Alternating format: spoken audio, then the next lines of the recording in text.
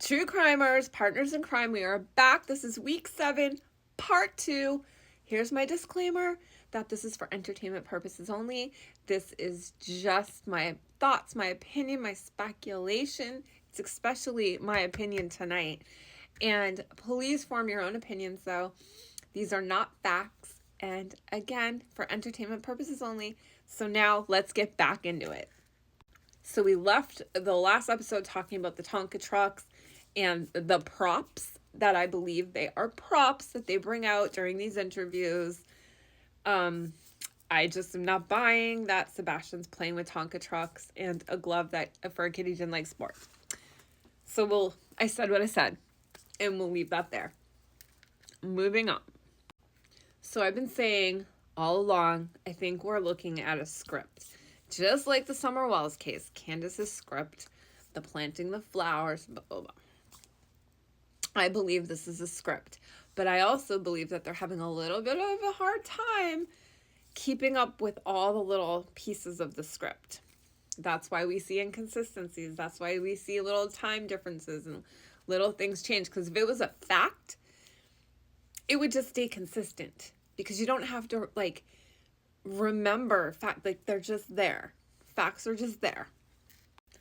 During the interview, and this is the interview with America's Most Wanted, things were just kind of, and maybe it was necessary because it had to be so fast, but when we were talking about, the morning of or the day before, when we were talking about the day before, we skipped the whole day. We went to Texas Roadhouse. Well, first, we started with CP was definitely at work. Okay. And then we went right to Texas Roadhouse, and right from there we went to trash and then bed. And there's a part where she says lay down, but I don't know whether she says he laid down, we laid down. I've listened to it a lot. If you guys have been able to figure that out, what she says, where she says something laid down, let me know in the comments. But it was just this is what happened. These very few details. And then, but we all know, maybe the new people that are watching the case from the mainstream media side are going to they're not going to be aware of all the other interviews and all the other information and all the other details. So then we go to the morning of, and this isn't about the interview, but this is just in general. If they called Ellie at 6:30, 6:33, whatever it is, but she says she will try to wake up Sebastian at 6 o'clock, we have a 30-minute window. And she says that she only looked around the house for a minute or two. 30 minutes is a big chunk of time when you're looking for a child. We know she drove to the school, but that didn't take long. We saw she wasn't driving slow with the windows down, yelling Sebastian's name. She was just driving windows up and everything. She wasn't stopping to look in between houses or nothing. So we have a chunk of time, this 30-minute window. And what I find interesting is this trash truck has been in question this whole time. But taking it away from the flashlight video, we know that the trash truck did come that morning. We also know that law enforcement looked in a landfill. And it was a very quick search. But that's another thing. I think it's interesting that she had to wake him up at 6 because that was the normal time. But she didn't call Ellie until after the trash truck came. And I do wonder if that is what triggered the search of the landfill. Now, Sonny Weatherford,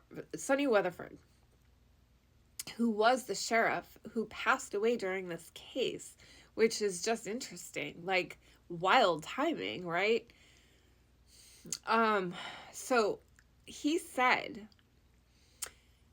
very early on about the landfill and after the fact, he said, and I'm going to quote, he hoped for a different outcome. They were saying they didn't find anything. So that tells me that they most certainly weren't looking for a body.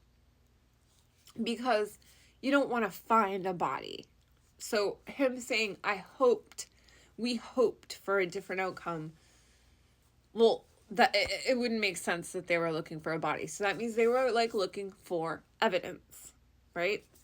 Electronics, clothing, I don't know.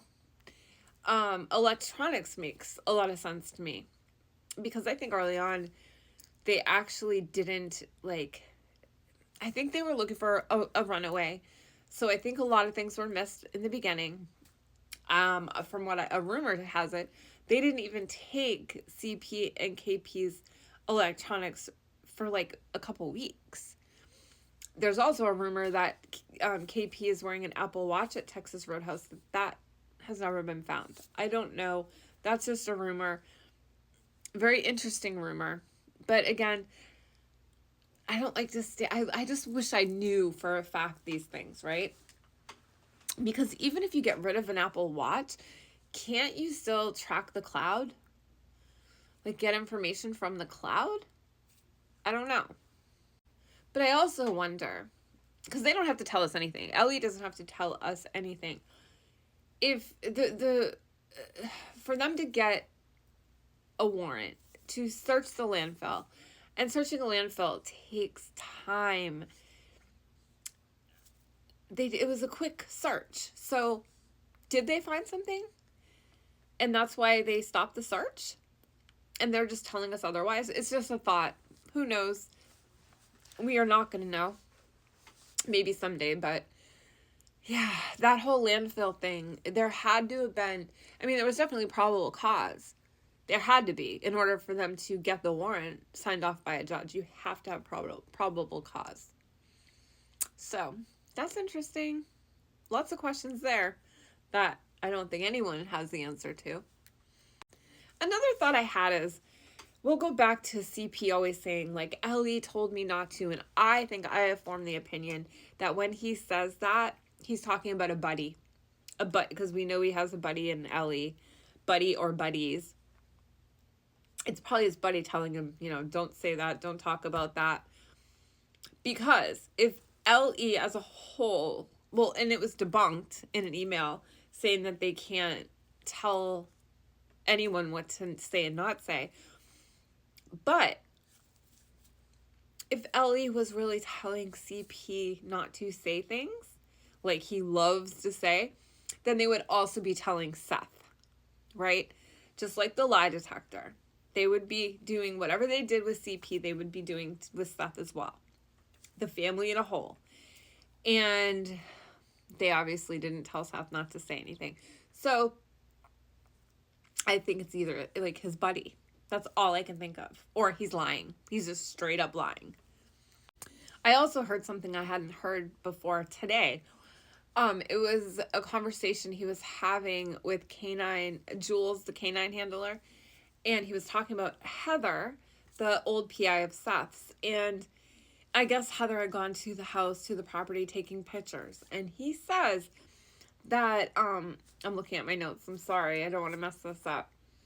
That basically he was saying that Heather trespassed. She was there taking pictures. And he says she didn't ring the doorbell. But then he quickly says, well, she didn't. We don't have one. I think that was a huge slip up. Because why would you even say that? I think he slipped up and said she didn't ring the doorbell, and then he had to just say, oh, well, we didn't have one. He had to try to fix that. Why else? Why else would he say that? It wouldn't even make sense. So I am really chatty tonight. We are already over part 2. We have to go over to part 3. I promise you we're going to get it all out in part 3. Well, I can't promise, but typically this is a 3-parter thing. So, anyway, sorry, but I'm enjoying this conversation. I hope you are too, and I will see you over at part 3.